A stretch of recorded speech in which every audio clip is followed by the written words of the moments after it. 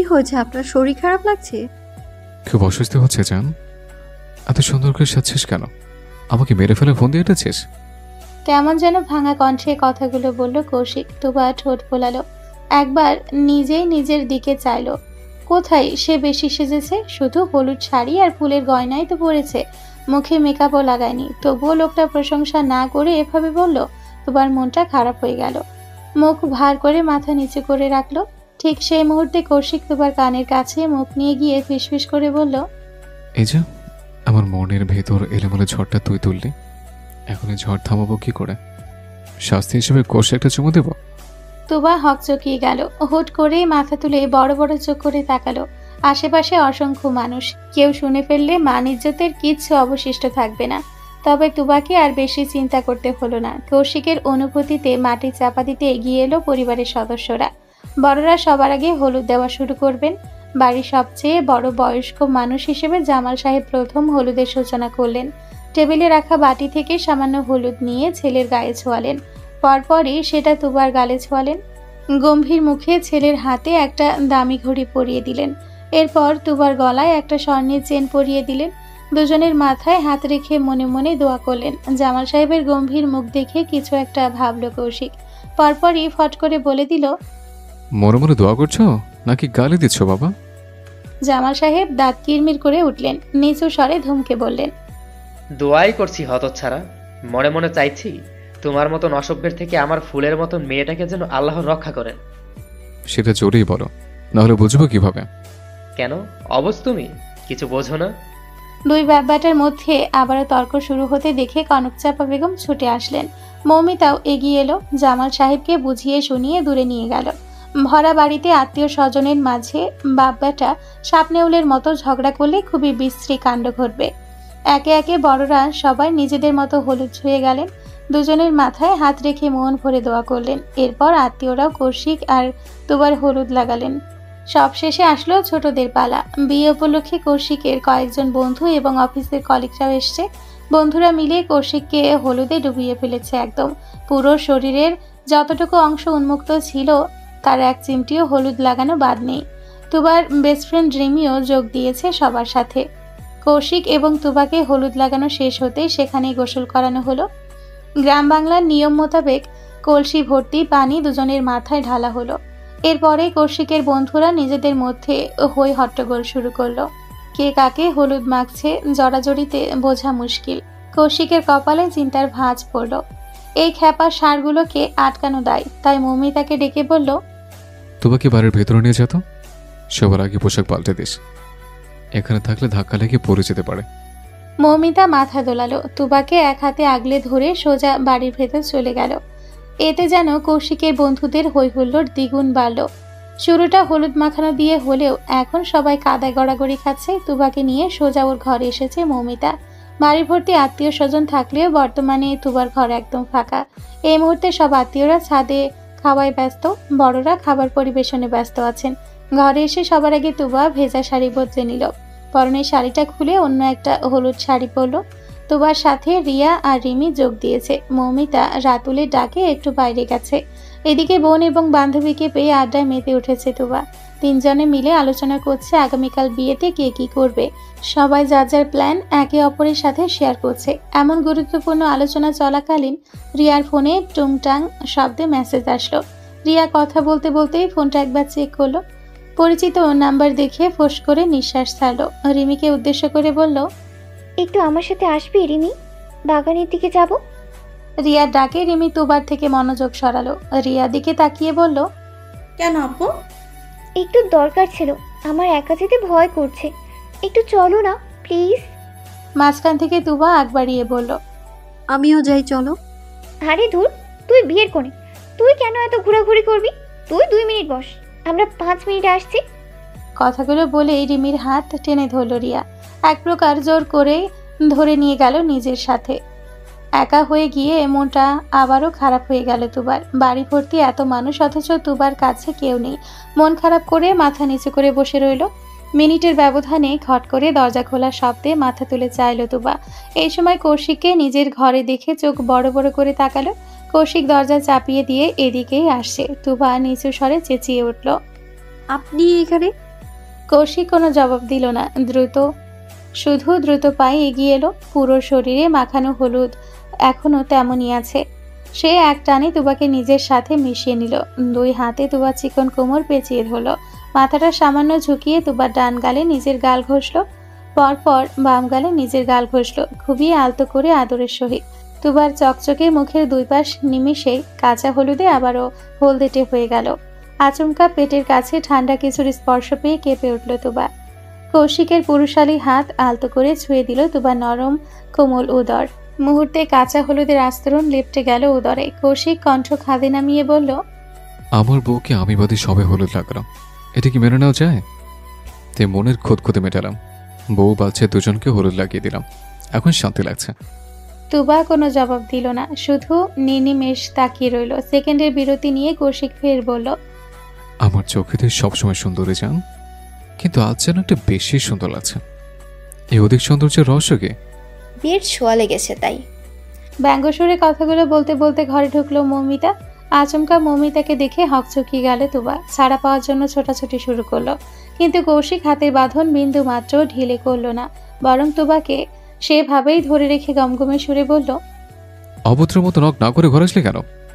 কারণ অসভ্যের মতো তুই এই ঘরে থেকেছিস, অথচ এই মুহূর্তে তোর এখানে থাকার কথা নয়। তোমাকে এভাবে চেপেও ধরে রাখার কথা নয়। কৌশিক ভ্রু কুঁচকাল, কণ্ঠে স্পষ্ট অধিকার বোধ। বউ আমার, ঘরও আমার, এখানে তোর সমস্যা কি রে? একটু তো লজ্জা কর ভাই, আমি তোর বড় বোন, একটু তো লজ্জা শরম দেখা। এই পর্যায়ে তুবাকে ছেড়ে দিল কৌশিক। লজ্জায় আড়ষ্ট হয়ে তুবা মাথা নিচু করে নিল। মৌমিতা বিরক্তি ভরা কণ্ঠে বলল, আজ তোর তুবার আশেপাশে আসা নিষেধ। কাল রাতের আগ পর্যন্ত একদম তোমার কাছে ঘেসবি না, এটা বাবার করা হুকুম। মির্জাফর, ভুলে যাস না তোর বিয়ে আমার জন্য হয়েছে। আমি সবাইকে রাজি না করালে তোর বিয়ে হতো না। মৌমিতা দুই হাতে মাছি দাঁড়ানোর ভঙ্গি করে বলল, ঋণ পরিশোধ করে দিয়েছি। তুই আমার বিয়েতে বাবাকে রাজি করিয়েছিস, আমি তোদের দুজনকে মেনে নিতে বাবাকে রাজি করিয়েছি, হিসাব বরাবর। এখন যা, ভাগ। কৌশিক এক পাও নড়ল না, বরং করুণ চাহনিতে তাকালো। সেই চাহনির বিন্দু মাত্র ধার ধারল না মৌমিতা। এক প্রকার ধাক্কাধাক্কি করেই কৌশিককে ঘর থেকে বের করে দিল। কৌশিক দরজার বাইরে দাঁড়িয়ে চেঁচিয়ে উঠল, মৌয়ের বাচ্চা, তোর সংসারে যদি আমি প্যাচ না লাগিয়েছে তাহলে আমি তোর বড় ভাই না। বিয়ের সময়টা যেন তরতর করে এগিয়ে এলো। রাতটা কেটে গেল চোখের পলকে। তবে সবার জন্য সংক্ষিপ্ত এই রাতটা কৌশিকের জন্য ছিল এক যুগের সমান। পুরোটা রাত নিজের ঘরে অস্থির চিত্তে ছটফট করেছে ছেলেটা। তুবাকে এক নজর দেখার জন্য ব্যাকুল মন বড়ই আনচান করছে। রোজ রাতে প্রিয়সীকে এক নজর দেখার অভ্যাসে অভ্যস্ত কৌশিক। আজ সেই অভ্যাসের পথে বাধা হয়ে দাঁড়িয়েছে তার নিজেরই পরিবার। নিষ্ঠুর হৃদয়ের মতো তুবাকে আড়ালে রেখেছে মৌমিতা। একটাবারের জন্য কৌশিকের বুকের ব্যাকুলতা বোঝেনি। এক বুক হতাশা নিয়ে নির্ঘুম বিষাক্ত একটা রাত পার করলো কৌশিক। মনে মনে মৌমিতাকে আবছা করে গালিও দিল, ভূতনি চুড়াইল একটা। তুবা কৌশিকের বউ, নিজের বউয়ের কাছে যেতে অন্যের সামনে আকুতি মিনতি করতে হবে কেন? এক বুক জ্বালা নিয়ে রাতটা পার করলো কৌশিক। ইতিমধ্যে বাড়িতে বিয়ে তোড়জোড় শুরু হয়ে গেছে। ভোরের আকাশে আলো ফুটতে নিকটস্থ আত্মীয় স্বজন এসে হাজির। দূরের আত্মীয়রা একটু সময় নিয়ে দেরিতে আসবে। বাড়ির পুরুষেরা সবাই যার যার মতো কাজে অস্থির। কাজ থেকে নিস্তার পায়নি নীরব। ছেলেটা সেই সকাল থেকে খাটতে খাটতে শেষ। বড় বড় ঝুড়ি ভর্তি ফলমূল নিয়ে রান্নাঘরের দিকে যাচ্ছে। আত্মীয়দের জন্য ফল মিষ্টি আনিয়েছে জামাল সাহেব। সেগুলোই বাড়ির গেট থেকে রান্নাঘর পর্যন্ত নিয়ে যাওয়ার দায়িত্ব পড়েছে নীরবের কাঁধে। চিকনা পাতলা ছেলেটা ভারী ফলের ঝুড়ি বহন করতে হিমশিম খাচ্ছে। কোনো মতে টলতে টলতে এগিয়ে যাচ্ছিল রান্নাঘরের দিকে। আচমকা ফ্লোরে অবলীলায় পড়ে থাকা একগোছা মরিচ লাইটের তারে পা জড়িয়ে গেল নীরবের। হুড়মুড়িয়ে যেই না পড়তে যাবে এমন সময় কোনো নরম হাত সামনে থেকে ঠেলে ধরল নীরবকে।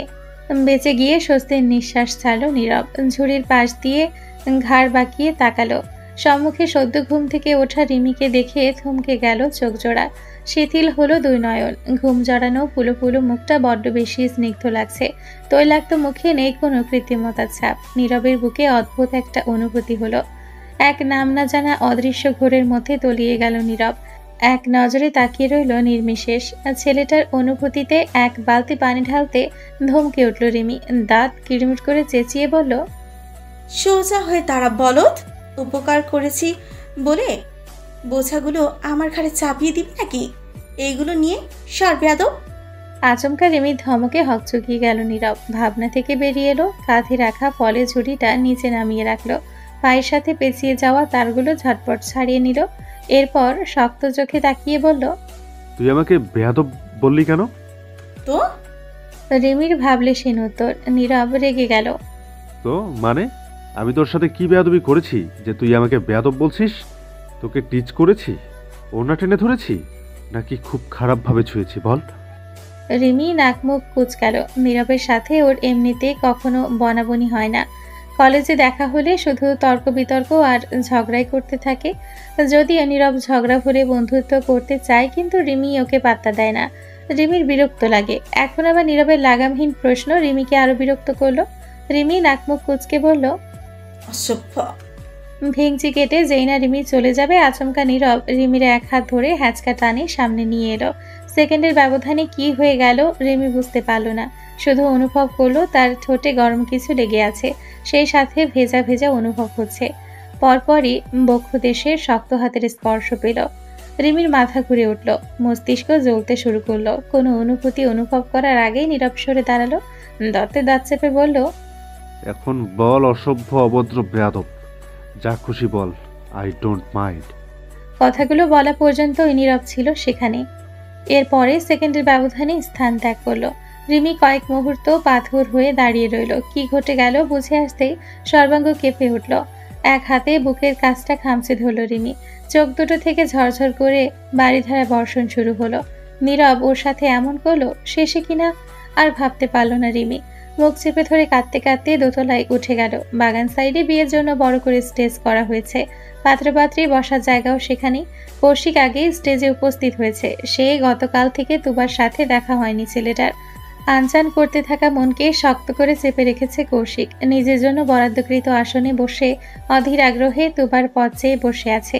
কৌশিকের অপেক্ষার অবসান ঘটল প্রায় ঘন্টাখানিক পর। দূর থেকে একদল মেয়ে পায়ে পায়ে তাল মিলিয়ে হেঁটে আসছে। কৌশিক তৎক্ষণাৎ উঠে দাঁড়ালো, তীক্ষ্ণ চোখে চাইল। এক ঝাঁক মেয়েদের মধ্যে তার নজর আটকে গেল টকটকে লাল লেহেঙ্গা পরা বিয়ের কনের দিকে। বিয়ের ভারী সাজে মনে হচ্ছে আকাশ থেকে নেমে আসা কোনো পরী। কৌশিকের চোখ জোড়া শিথিল হলো, চোখে মুখে এক রাস মুগ্ধতা। অভ্যন্তরে শীতল হাওয়া বয়ে গেল। আচমকা কৌশিক বুকের ব্যথা ওঠার ভঙ্গিতে বুকের বাম পাশে হাত চেপে ধরল। পরপরই দেহের ভর ছেড়ে দিল পেছনের দিকে। কৌশিকের বন্ধুরা সবাই পেছনেই দাঁড়িয়েছিল। কৌশিককে পেছনে হেলতে দেখে সবাই তাড়াহুড়ো ভঙ্গিতে খপ করে ধরে ফেলল। দেহের ভর তখনও পেছনে ছেড়ে আছে কৌশিক। মাথাটা পেছনে হেলিয়ে আকাশের দিকে তাকিয়ে বুকে হাত রাখলো কৌশিক। আলতো হাতে বুক টলে বলল, হায় মারে ডালা। কৌশিকের কাণ্ড দেখে সবাই শব্দ করে হেসে উঠল। লজ্জায় দুয়া নাজেহাল অবস্থা। লজ্জা থেকে বাঁচতে মাথা নিচু করে রেখেছে মেয়েটা। স্টেজের কাছাকাছি আসতেই কৌশিক লাফ দিয়ে উঠে এগিয়ে গেল। এক হাতে আলতো করে দুবার হাত ধরে স্টেজে উঠতে সাহায্য করলো। হাত ধরেই দুবাকে সোফায় বসালো। পরপর নিজে গিয়ে দুবার পাশে গা ঘেঁষে বসলো। সকলের অগোচরে দুবার কানের কাছে গিয়ে ফিসফিস করে বলল, একে রূপ দেখালি চান, আজ আমার মরণ নিশ্চিত। তুবা লাজুক হাসলো। সেই মুহূর্তে কাজী সাহেবকে নিয়ে হাজির হলো বড়রা। প্রথম বিয়েটা পরিবারের অগোচরে হয়েছে বিধায় জামাল সাহেবের ইচ্ছায় পরিবারের সম্মতিতে আরও একবার বিয়ে পড়ানো হলো। ওদের গোপন বিয়ের কথা আত্মীয় স্বজন তো আর জানে না। পাড়া প্রতিবেশীর মুখ বন্ধ করতে এই পন্থা। বেশ আনন্দের সাথে বিয়ের কাজ সম্পন্ন হলো। বিয়ের দিন এত আনন্দ কাজী সাহেব আগে দেখেননি। কৌশিককে কবুল বলতে বলার আগেই সে টেপ রেকর্ডারের মতো ফটাফট 3 কবুল বলে দিল। তুবাকে বলতে সেও নির্দ্বিধায় কোনো থামাথামি ছাড়াই কবুল বলে দিল। কাজী সাহেব অবাক চোখে শুধু দেখলেন, অন্য সব বিয়েতে কবুল বলার সময় মেয়েরা কান্নাকাটি করে অজ্ঞান হয়ে যায়। চোখে মুখে পানি ছিটিয়ে জ্ঞান ফিরিয়ে কবুল বলাতে হয়, তাও কি বলে, দাঁতে দাঁত চেপে পড়ে থাকে। আর এই বিয়েতে কারো চোখে মুখে দুঃখের ছায়াটুকু নেই। কান্না তো বহু দূরের কথা। কাজী সাহেবের জীবনে এই বোধহয় প্রথম বিয়ে যেখানে কান্নাকাটি ছিটে ফোটা নেই। বিয়ের কাজ সম্পূর্ণ হতেই সবাই 2 হাত তুলে মোনাজাত করলো। মোনাজাত শেষে তাওহিদ সাহেব সবার মাঝে মিষ্টি বিতরণ করলেন। কৌশিক আর তুবাকে ঘিরে আত্মীয় স্বজন বন্ধু বান্ধবের সমাগম। যার যার মতো নানান ভঙ্গিতে ছবি তোলায় ব্যস্ত। এভাবে প্রায় 2 ঘন্টার সময় ছবি তুলতেই কেটে গেছে। এরপর তুবাকে নিয়ে মেয়েরা বাড়ির ভেতর চলে গেল। কৌশিককে 1 ঘন্টা পরে আসতে বলেছে। অনিচ্ছা সত্ত্বেও মেনে নিয়েছে কৌশিক, কিন্তু মনে মনে চিন্তায় বিভোর। না জানি বিচ্ছুগুলো ওকে নাকানি চুবানি খাওয়ানোর কি ফন্দি আছে। কিছুক্ষণের ব্যবধানে আত্মীয় স্বজন অনেকেই চলে গেছে, হাতে গোনা কয়েকজন রয়েছেন শুধু। তারাও ধীরে ধীরে বিদায় নিয়ে যাচ্ছে। কৌশিক বসার ঘরে সোফায় বসে আছে, বারে বারে দেওয়াল ঘড়িতে সময় দেখছে। ঘরে যাওয়ার জন্য মনটা আনচান আনচান করছে খুব। কখন ঘরে যাবে আর নিজের বউটাকে কাছে পাবে, দু চোখ ভরে দেখবে, মন ভরে আদর করবে, আবারও নতুন করে ভালোবাসবে। আত্মীয়দের বিদায় জানিয়ে মাত্রই ঘরে ফিরলেন জামাল সাহেব। ঘরে যাওয়ার পথে সোফায় বসে ছেলেকে মোচড়ামুচড়ি করতে দেখে সেখানেই থমকে দাঁড়ালেন। গম্ভীর কণ্ঠে গমগমে সুরে বললেন, এখানে বসে এমন মোচড়াচ্ছ কেন? পেটে ব্যথা করছে? চাইলে আমার ঘরের ওয়াশরুম ব্যবহার করতে পারো। সাথে সাথে কৌশিক স্থির হয়ে গেল, ছটফটা নিয়েও থেমে গেল। চেহারার রংটা মুহূর্তেই বদলে ফেলল। বাপের মতোই মুখটা গম্ভীর করে বলল, এত দরদ দেখানো দরকার নেই বাবা, করবো তো সে অপমানে। তো করবো না? নিজের কুটিল মাথার সাংঘাতিক মস্তিষ্ক যে কারণে খাটিয়েছিলে, সেই উদ্দেশ্য তো সফল হয়েছে। তাহলে না, এখনো হয়নি। সবে তো দুবার বিয়ে করলাম, আরও দুবার করা বাকি। জামাল সাহেব ভরকালেন, চোখ পাকিয়ে তাকালেন ছেলের দিকে, দাঁত খিচে বললেন, আরও দুবার মানে? এত প্রশ্নের উত্তর দিতে ভালো লাগছে না বাবা, চলো তবু বলছি। ছেলেদের 4 বিয়ে করা সুন্নাত, 4-এর মধ্যে 2বার করলাম মাত্র, আরও 2বার করা বাকি। তাই আবারও দুটো ভালো দিনক্ষণ দেখে তোমাদের মেয়েকে 2বার বিয়ে করে নেব। এতে করে হিসেবের খাতাটাও ক্লোজ হয়ে যাবে, যাতে ভবিষ্যতে তোমাদের মেয়ের প্রতারিত হওয়ার ভয় না থাকে। বোঝোই তো, মেয়ে মানুষ, এই ভয়ে দিনরাত ফ্যাচ ফ্যাচ করে কাঁদে। তোমাদের মেয়ের কান্না আমার আবার সহ্য হয় না, বুকটা চলে। বলতে বলতে বুকে হাত রাখলো কৌশিক, হালকা ডোলে জ্বলুনির আভাস দিল। জামাল সাহেব হতভম্ব, কথা বলার ভাষা হারালেন, চোখ মুখ খিচে বিড়বিড় করলেন। একটা অসভ্য। রাত 12টার আগে নিজের ঘরে একটা কদমও রাখতে পারেনি কৌশিক। বিচ্ছুগুলো ঘরের আশেপাশেও যেতে দেয়নি ওকে। 12টার পর কৌশিকের জন্য বন্ধদ্বার উন্মুক্ত করেছে, সেটাও আবার মোটা অঙ্কের টাকার বিনিময়ে। সব শেষে ঝামেলা মিটিয়ে কৌশিক নিজের ঘরে জায়গা পেল। কৌশিক যখন ঘরে ঢুকলো তখন ঘড়িতে রাত 12:30 ছুঁই ছুঁই। লম্বা করে দম নিয়ে দরজা আটকে দিল কৌশিক। পূর্ণ দৃষ্টিতে তাকালো সামনে। তুবা জানালার পাশে দাঁড়িয়ে আছে, মুগ্ধ নয়নে তাকিয়ে আছে আকাশবাণী। স্বচ্ছ আকাশে অসংখ্য তারার মেলা বসেছে, সে কি চোখ ধাঁধানো মনোরম দৃশ্য। কৌশিক আলতো হাসল, পায়ে পায়ে এগিয়ে গেল তুবার কাছে, পেছন থেকে নরম আলিঙ্গনে আবদ্ধ করলো তুবাকে। ঘাড়ে থুতনি রেখে চোখ বন্ধ করে শ্বাস টানল কৌশিক। মোহনীয় কণ্ঠে বলল, এত মুগ্ধ নজরে আকাশে কেন দেখছিস টান? এই মুগ্ধতা তো আমার জন্য জমিয়ে রাখা উচিত। তুবা তৎক্ষণাৎ জবাব দিল না, খানিকটা চুপ করেই রইল। সময় নিল, কিছুক্ষণ নীরব থেকে ধীর কণ্ঠে বলল, আজ আকাশটা খুব সুন্দর, তাই না কৌশিক ভাই? কৌশিক ভ্রু কুঁচকাল, ঘাড় থেকে থুতনি তুলে সোজা হয়ে দাঁড়ালো, কিন্তু তুবাকে ছাড়ল না। পেছন থেকে আলিঙ্গন করে দাঁড়িয়ে ধমকে সুরে বলল, খবরদার, একদম ভাই বলে ডাকবে না। 3-3-6 কবুল বলে বিয়ে করেছে তোকে, ভাই কিসের? শেষে আমার বাচ্চাও ভবিষ্যতে কনফিউজড হয়ে যাবে, আমাকে বাবা ডাকবে না মামা ডাকবে। কৌশিকের ধমক শুনে তুবা হেসে ফেলল, ঘুরে কৌশিকের মুখোমুখি হলো, 2 হাতে গলা জড়িয়ে ধরল, চিকন মিষ্টি কণ্ঠে আওড়ালো, ও মামা ডাকলেও আপনি আমার, বাবা ডাকলেও আপনি আমার। তুবার ঠোঁটে মিষ্টি হাসি। কৌশিক নির্বিশেষ তাকিয়ে রইল কিছুক্ষণ। বিয়ের সাজে তুবার সৌন্দর্য আরো বেশি বেড়ে গেছে যেন। কৌশিকের ঘোর লেগে গেল, নজর আটকে গেল টকটকে লাল ঠোঁটের ওপর। লিপস্টিকের আস্তরণ পাতলা ঠোঁট জুড়ে ছড়িয়ে আছে। পরপর 2-3 বার শুকনো ঢোক গিল কৌশিক, ব্যাকুল কণ্ঠে আবদার করল, একটু আদর করতে দিবি জান, বুকটা খুব চলছে। এ দেখ কেমন নির্দয়ের মতো আগুন উত্তাপ বের হচ্ছে। কথা দিচ্ছে বেশিক্ষণ সময় নেব না। তুবা বাধা দিল না, বরং আরো একটু এগিয়ে কৌশিকের সাথে মিশে দাঁড়ালো। এক হাতে কৌশিকের মাথার পেছনের দিকের চুল খামচে ধরে ওষ্ঠ এগিয়ে নিয়ে গেল। কৌশিকের ঠোঁটের কোণে প্রাপ্তির হাসি, এক গাঢ় চুম্বনে লিপ্ত হলো দুজন। কৌশিকের সকল ব্যাকুলতা দুমড়ে মুচড়ে বাইরে বেরিয়ে এলো, যেন 100 বছরের তৃষ্ণার্থ পথিক এক ফোঁটা পানির সন্ধান পেয়েছে। সেই এক ফোঁটা পানিতে মরুভূমির ন্যায় খা খা করতে থাকা বুকের তৃষ্ণা মেটাতে ব্যস্ত। কৌশিক তুবাকে কোলে তুলে নিল, অতি সন্তর্পণে পুলিশ সজ্জিত নরম বিছানায় শুয়ে দিল। তুবার হাতটা নিজের বুকের সাথে চেপে ধরল, কণ্ঠ খাদে নামিয়ে বলল, পুরো একটা দিন তোকে দেখতে পাইনি জান, জানিস আমার বুকটা কত জ্বলছিল। তুবা মাথা কিছুটা উঁচু করলো, কৌশিকের বুকের বাম পাশে গাঢ় করে চুমু খেলো, মিষ্টি হেসে বলল, আগুনে পানি ঢেলে দিলাম, জ্বালা পোড়া কমেছে তো? কৌশিক ঠোঁট ছড়িয়ে হাসল, মুখটা নামিয়ে তুবার ঘাড়ে মুখ ডুবালো, চুমুতে চুমুতে ভরিয়ে দিল তুবার ঘাড়, গলা, পুরো মুখ। নিষিদ্ধ অঙ্গগুলো খুবই আলতো হাতে ছুঁয়ে দিল। তুবা চোখ বন্ধ করে অনুভব করলো শুধু কৌশিকের প্রতিটি ছোঁয়া তুবাকে এক সাগর পরিমাণ সুখ দেয়। এই অসহ্য সুখ তুবাকে পাগল করে ফেলে, ডুবিয়ে দেয় প্রেমময় অনুভূতির অতল গহ্বরে। নীলাম্বরী আকাশটা আজ কালো মেঘে ঢেকে আছে। রাশি রাশি কৃষ্ণ কালো মেঘপুঞ্জ দল বেঁধে ভেসে বেড়াচ্ছে। থেকে থেকে ধরনীর বুক কাঁপিয়ে গর্জে উঠছে মেঘের রাজা। চারিদিকে ছড়িয়ে পড়েছে ঝিরিঝিরি ঠান্ডা বাতাসে শীতল আবরণ।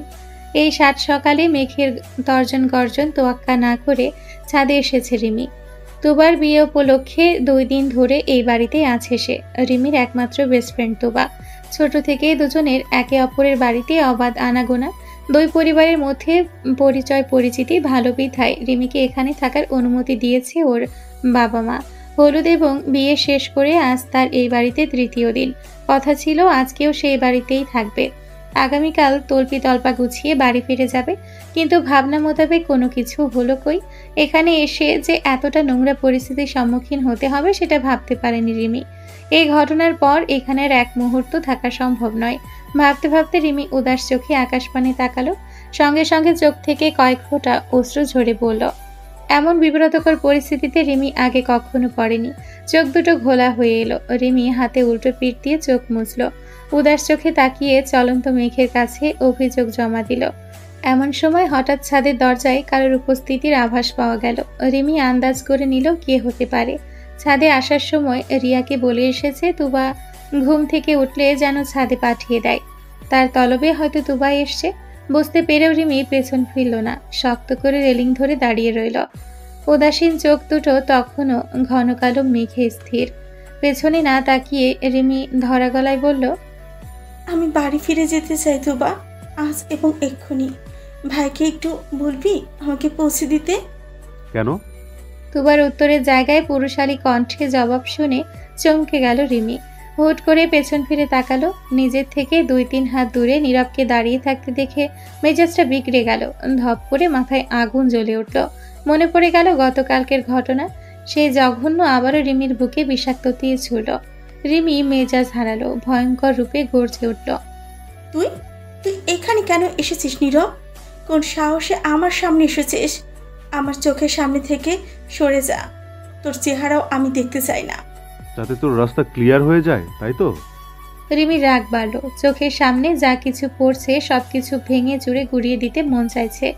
সে প্রচন্ড ঘৃণা নিয়ে তাকালো নীরবের দিকে। পাশ কাটিয়ে চলে যাওয়ার জন্য পা বাড়ালো।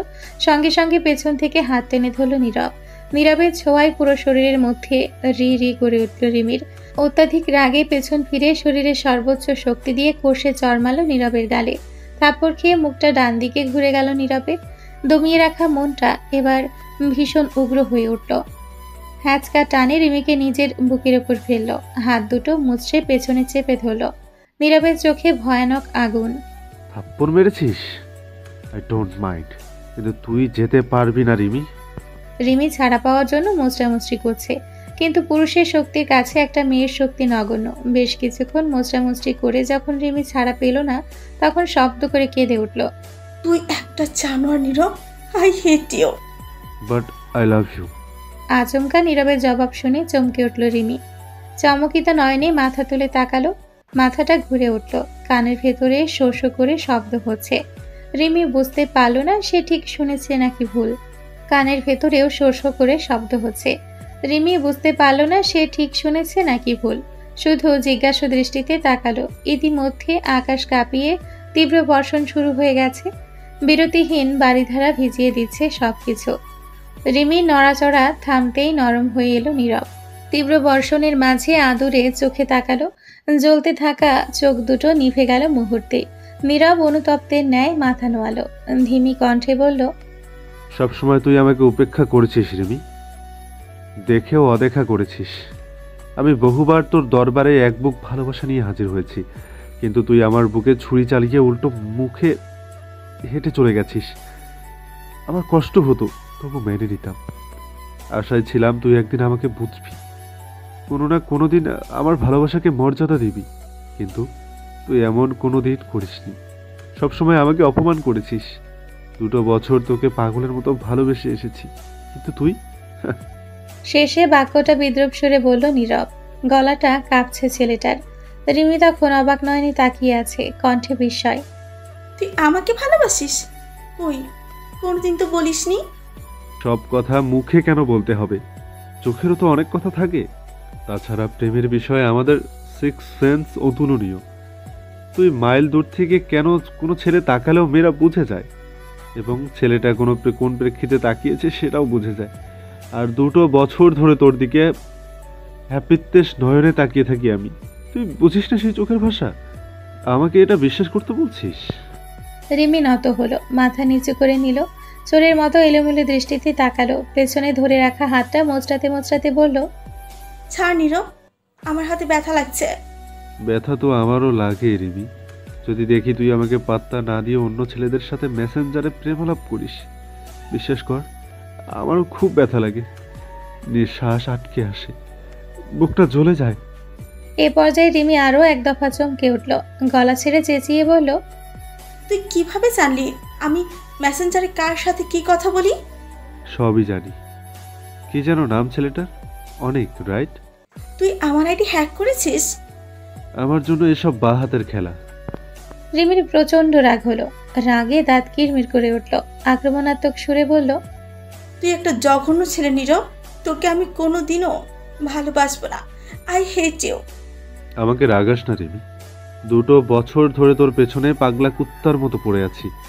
স্কুল কলেজে অন্য কোনো মেয়ের সাথে সম্পর্কে জড়াইনি, তোর আশায় এখনো বুকটা খালি রেখেছি। তুই সেই বুকে ছুরি মেরে চলে যাবি, আর আমি তোকে ছেড়ে দেব? কি করবি তুই? নীরব একটানে রিমিকে আরো কাছে টেনে নিল, দুজনের দেহ একে অপরের সঙ্গে মিশে রইল। রিমির ঘাড়ের কাছে এক গোছা চুল খামচে ধরে মুখটা এগিয়ে নিল নীরব, সামান্য ঝুঁকে রিমির মুখোমুখি হলো, বাঁকা হেসে বলল, আমাকে রাগালে এমন কিছু করব যে তুই বাধ্য হবি আমাকে মেনে নিতে। নিজের ইচ্ছায় আমাকে বিয়ে করবি তুই, আর এমন কিছু করার ক্ষমতা আমার অবশ্যই আছে। সামান্য নমুনাও দেখিয়েছি, সুতরাং ভালো মেয়ের মতো সবগুলো ছেলেকে ব্লক করে দিবি, তাহলে পরবর্তী পদক্ষেপ আমি খুব দ্রুত নেব। নিজের কথা শেষ করে ছেড়ে দিল রিমিকে। ইতিমধ্যে দুজনেই ভিজে একাকার, আর সেখানে দাঁড়ালো না নীরব, হনহন করে নিচে নেমে গেল। ঘড়িতে সকাল 9টা বাজে, এখনো বাইরে তীব্র বর্ষণ চলছে, সবাই একে একে খাবার টেবিলে উপস্থিত। রিমিও এসে সবার সাথে যোগ দিয়েছে।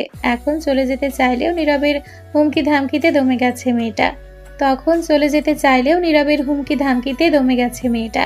গতকালের ঘটনার পর ওকে আর রাগানোর সাহস হলো না রিমির। একটা দিনেরই তো ব্যাপার, চুপচাপ থেকে যাওয়ার সিদ্ধান্ত নিল। ডাইনিং টেবিলে সবাই উপস্থিত হওয়ার পর অবশেষে আসলো কৌশিক আর তুবা। কৌশিক অফিসে যাওয়ার জন্য একেবারে তৈরি হয়ে নিচে নেমে এসছে, এক হাতে ল্যাপটপের ব্যাগ, অন্য হাতে তুবার হাত। সে খুবই যত্ন নিয়ে গুনে গুনে সিঁড়িতে পা ফেলছে, ঠিক এতটাই সাবধানে যেন ভুলক্রমেও তুবার সামান্যতম কষ্ট না হয়। ডাইনিং টেবিলে বসে এক পলক নিজের ছেলের কাণ্ড দেখে নিলেন জামাল সাহেব। তুবার প্রতি কৌশিকের এত যত্ন দেখে তিনি মনে মনে খুশি হলেন বেশ। মুখ জুড়ে প্রশান্তি ছেয়ে গেল, কিন্তু মুখে বিড়বিড় করলেন, একটা অসভ্য। 1 মিনিটের জায়গায় 4 মিনিট লাগালো কৌশিক। এরপর তুবাকে আলতো করে বসিয়ে দিল একটা চেয়ারে, পাশে চেয়ার টেনে নিজে বসলো। নিজ উদ্যোগে তুবার পাতে গরম গরম খিচুড়ি তুলে দিল। টেবিলে সাজিয়ে রাখা নানান পদের ভর্তার মধ্যে বেছে বেছে তুবার পছন্দের ইলিশ ভর্তা, টমেটো ভর্তা, কাঁকরোল ভর্তা এবং চিংড়ি ভর্তা দিল। এরপর জগ থেকে পানি ঢেলে গ্লাসটা সামনে এগিয়ে দিল। তুবার মাথার পেছনে আলতো করে হাত রেখে বলল, আস্তে আস্তে খা। তুবা খাবে কি? বাড়ির বড়দের সামনে কৌশিকের এমন কেয়ারিং আচরণ তুবাকে প্রচন্ড লজ্জায় ফেলেছে। বড়দের সামনে মানুষ এমন কিছু করে? তুবা আর চোখে একবার সবার দিকে চাইল। এক জামাল সাহেব ব্যতীত বাকি সবাই মুখ টিপে মিটিমিটি হাসছে। তাওহিদ সাহেব মুগ্ধ চোখে তুবা আর কৌশিকের দিকে তাকিয়ে আছে। ভদ্রলোকের মুখেও চমৎকার হাসি। সবার হাসি দেখে তুবা মাথা নিচু করে নিল। ঠিক সেই মুহূর্তে শোনা গেল কৌশিকের গলা, খাচ্ছিস না কেন? আমি খাইয়ে দেবো। তুবা তড়িৎ ডানে বামে মাথা নাড়ালো, খপ করে খিচুড়িতে হাত ডোবালো। জামাল সাহেব পাশ থেকে তিরস্কার করে বলে উঠলেন, অতি ভক্তি চোরের লক্ষণ। তোমার মাঝে চোরের লক্ষণ দেখা যাচ্ছে কেন? চশমা বদলেও বাবা, এখানে আমি কিছু চুরি করিনি। তোমাদের মেয়ে আগেও আমার বউ ছিল, এখন আমার বউ আছে। তবে গোপনীয়তার খাতিরে আগে প্রকাশ্যে ওর যত্ন নিতে পারতাম না। এখন লাইসেন্স পেয়ে গেছে, এবার আমার বউয়ের যত্নে কেটে আমি করবো নাকি? খেতে খেতেই ভাবলেশহীন জবাব দিল কৌশিক। মন্তব্য শেষ করে নিজের প্লেটের কোণে বেঁচে রাখা ভাজা মাছটুকু তুবার প্লেটে তুলে দিল। জামাল সাহেব চোখ পাকিয়ে তাকালেন, দাঁত কিরমির করে বললেন, এই সব অতি আদর দেখে আমার বাচ্চা মেয়েটাকে বাগে এনেছো তুমি, তাই না? আমি বেশ বুঝতে পারছি, এভাবেই ওর মাথা খারাপ করেছো। আমার অবুঝ মেয়েটা তোমার কুটিল ষড়যন্ত্র ধরতে পারেনি, তোমার বশে চলে গেছে। যদি বলি তোমার এই অবুঝ বাচ্চা মেয়েটাই ভুলিয়ে ভালিয়ে আমাকে বাগিয়ে এনেছে, তাহলে মানতে পারবে তো বাবা? থাক, মানা লাগবে না, তুমি বরং খাবার খাও। গোপন কথা ফাঁস হতে দেখে হকচকিয়ে গেল তুবা। আচমকা খাবার গলায় আটকে গেল, জোরে জোরে কাশতে শুরু করলো। কৌশিক ব্যতিব্যস্ত হয়ে পানির গ্লাসটা তুবার মুখের সামনে ধরল, আলতো করে মাথায় হাত বুলিয়ে দিয়ে শান্ত করার চেষ্টা করলো। সমতল কপালে 2-3টা চিন্তার ভাঁজ ফেলে বলল, আস্তে আস্তে, এত তারা কিসের? এখন আরাম লাগছে? তুবা ওপর নিচ মাথা ঝাঁকালো।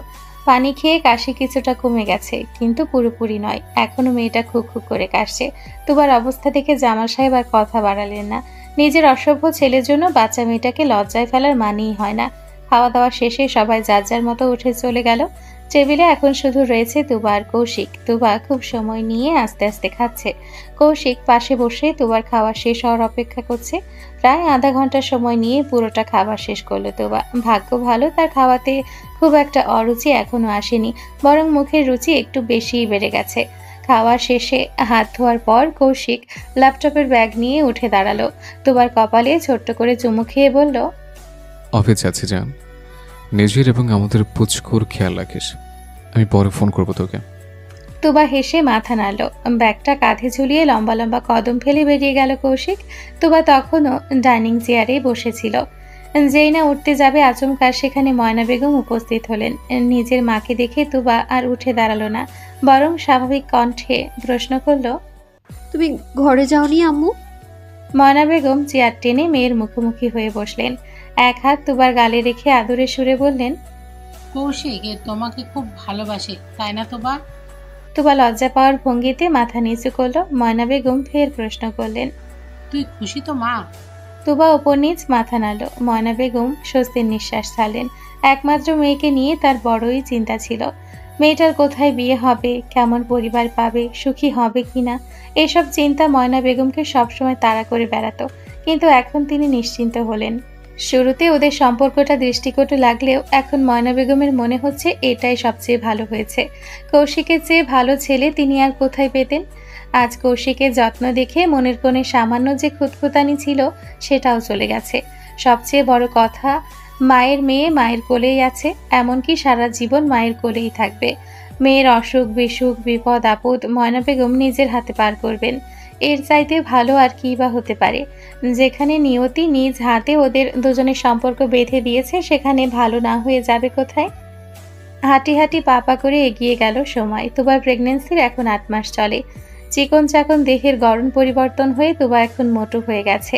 উঁচু পেটটা নিয়ে মেয়েটা চলাফেরা করা, তাই প্রেগনেন্সির পুরোটা সময় কৌশিক খুবই যত্ন নিয়েছে তুবার। মাঝে মধ্যেই মিথ্যে বাহানা দেখিয়ে অফিস মিস দেয়। যতটা সম্ভব চেষ্টা করে তুবার কাছাকাছি থাকার। প্রতিদিন নিয়ম করে তুবাকে খাইয়ে দেওয়া, গোসল করিয়ে দেওয়া, চুল বেঁধে দেওয়া, এগুলো যেন কৌশিকের একার দায়িত্ব। বউ বাচ্চার দেখাশোনায় সে অন্য কাউকে হাত লাগাতে দেয় না। এরই মাঝে তুবার ইন্টার ফাইনাল এক্সাম শুরু হয়ে গেছে। আজ পরীক্ষার প্রথম দিন। শারীরিক এই বেহাল অবস্থায় মেয়েটা পরীক্ষা দেবে কিভাবে, এই ভাবনাতেই অস্থির পুরো পরিবার। ঘড়িতে তখন সকাল 8টা বাজে। 10টায় পরীক্ষা শুরু। তুবা বিছানার সাথে হেলান দিয়ে আদর্শোয়া হয়ে বসে আছে, হাতে বই। যদিও সব পড়া আগে থেকে আয়ত্ত করে ফেলেছে, তবুও শেষবারের মতো প্রতিটা পাতায় নজর বুলিয়ে যাচ্ছে। কৌশিক নিচে গেছিল কোনো একটা কাজে, ফিরে এলো এই মাত্রই। ঘরে ঢুকেই সোজা তুবার কাছে চলে গেল। আস্তে করে বইটা নিয়ে পাশে টেবিলে রেখে দিল। মোটা কণ্ঠে বলল, অনেক পড়েছিস, আর পড়া লাগবে না। এত পড়লে শেষে সব গুলিয়ে যাবে। তুবা বাচ্চাদের মতো ঠোঁট ফোলালো। ওর মুখের ভাবভঙ্গি দেখে হেসে ফেলল কৌশিক। সাবধানে বিছানায় উঠে তুবার দিকে ঝুঁকে বুকে ভর দিয়ে শুয়ে পড়ল। তুবার পাহাড় সমান ফুলো পেটে আলতো করে 2 হাত রাখলো। পুরুষালী ঠোঁটের আলতো ছোঁয়ায় ছোট্ট করে চুমু খেলো। এরপর পেটের কাছে মুখ নামিয়ে ফিসফিস করে বলল, কেমন আছে আমার পাপাটা? ঘুম ভেঙেছে? সঙ্গে সঙ্গে পেটের ভেতর জোরে সোরে নড়ে উঠল। পেটের চামড়া ভেদ করে ছোট্ট একটা পায়ের ছাপ ভেসে উঠল। প্রথম অবস্থায় চমকে উঠল কৌশিক, কিন্তু পরপরই শব্দ করে হেসে ফেলল। বাপের সাথে বাচ্চার ভালোই একটা কানেকশন আছে। এই যেমন কৌশিক নিয়ম করে সকাল এবং রাতে 2 বেলা পেটে চুমু খাবে, ফুলো পেটের কাছে মুখ নামিয়ে ফিসফিস করে আলাপ আলোচনা করবে। সেই গুরুত্বপূর্ণ আলাপ আলোচনায় অংশগ্রহণ করার চিহ্ন হিসেবে সে ছোট ছোট পায়ে ছাপ মায়ের পেটে বসিয়ে দিবে। আর এই দুজনের পাগলামো চুপচাপ বসে বসে দেখবে তোবা। এটাই তার দৈনন্দিন রুটিন। বেশ কিছুক্ষণ নিজের অনাগত বাচ্চার সাথে আলাপচারিতা শেষে উঠে বসলো কৌশিক। তোবার পাশে গিয়ে গা ঘেঁষে বসলো। এক হাতের আলিঙ্গনে বুকে জড়িয়ে ধরলো, অন্য হাতে তোবার মুখটা আলতো করে ধরে বলল, এখন শরীর কেমন লাগছে জান? ভালো। বমি পাচ্ছে কি? ওই একটু একটু। পরীক্ষা দিতে পারবি? বেশি খারাপ লাগলে থাক, পরীক্ষা না হয় সামনের বছর দিবি। তোবা বিরোধিতা করলো, আটকে উঠে বলল, একদম না, আমি মোটেও 1 বছর গ্যাপ দিতে রাজি নই। কৌশিক হতাশ হলো, ফোঁস করে নিঃশ্বাস ছাড়লো। তোবার কপালে ছোট্ট করে চুমু খেলো, নরম উষ্ঠে আলতো করে ঠোঁট ছুঁয়ে দিল। তোবা হাসলো, হেসে কৌশিককে 2 হাতে জড়িয়ে ধরলো, মাথাটা কৌশিকের বুকে। তোবা আলতো হাতে তর্জনী আঙ্গুল ঘুরিয়ে ঘুরিয়ে কৌশিকের বুকে আঁকিবুকি করতে লাগলো। ঠিক সেই সময় শোনা গেল কনক চাপা বেগমের হাঁক ডাক। কৌশিক, তুবাকে নিয়ে নিচে আয়, খাবার রেডি। কৌশিক আর বসে থাকলো না, অতি সন্তর্পণে তুবাকে কোলে তুলে নিল। যদিও বর্তমানে তুবার ওজন আগের তুলনায় দ্বিগুণ বেড়ে গেছে, তবুও কৌশিক অনায়াসে নিজের বাহু ডোরে আঁকড়ে নিল। তুবা 2 হাতে কৌশিকের গলা জড়িয়ে ধরল, কোনো বিরোধিতা করলো না, কারণ তুবা জানে কৌশিককে বারণ করে লাভ নেই। এই বিষয়ে সে কোনো বারণ শুনবে না, তাই অগত্যায় চুপচাপ পড়ে রইল কৌশিকের বাহু ডোরে। ডাইনিং টেবিলে সবাই উপস্থিত, নীরবও একেবারে তৈরি হয়ে এসে বসেছে। কৌশিক সবার শেষে তুবাকে নিয়ে নিচে নামলো, একটা চেয়ারে বসিয়ে দিয়ে নিজে পাশে চেয়ার টেনে বসলো। এরপর নিজ হাতে তুবাকে খাইয়ে দিল। এটা যেন আজকাল তুবার জীবনের দৈনন্দিন রুটিন। প্রতিদিন 2 বেলা কৌশিক তুবাকে নিজ হাতে তুলে খাইয়ে দেয়। দুপুরের 1 বেলা মিস হয়ে যায় কৌশিকের অফিসে থাকার কারণে। শুরুর দিকে তুবার ভীষণ লজ্জা লাগলেও এখন যেন এসবে অভ্যস্ত হয়ে গেছে। পরিবারের বাকিরাও বিষয়টা এখন স্বাভাবিক নজরে দেখে। জামাল সাহেবও এখন ছেলেকে খোঁচানো কমিয়ে দিয়েছেন, বয়স হচ্ছে তার, কিছুদিন পর দাদু হয়ে যাবেন। এখন কি আর খোঁচাখুচি মানায়? খাওয়া দাওয়ার মাঝে বাড়ির কর্তারা তুবা এবং নীরবকে ভালো মন্দ পরামর্শ দিলেন, পরীক্ষার হলে বিচলিত হতে বারণ করলেন, ঠান্ডা মাথায় সবকিছু লেখার পরামর্শ দিলেন।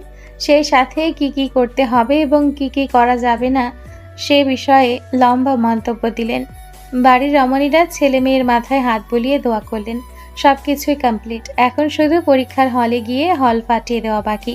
অতঃপর খাওয়া দাওয়া শেষে সবার থেকে বিদায় নিয়ে তুবা, কৌশিক এবং নীরব বেরিয়ে পড়ল পরীক্ষার হলের উদ্দেশ্যে। পরীক্ষা কেন্দ্রে পৌঁছাতে সময় লেগেছে প্রায় আধা ঘন্টা।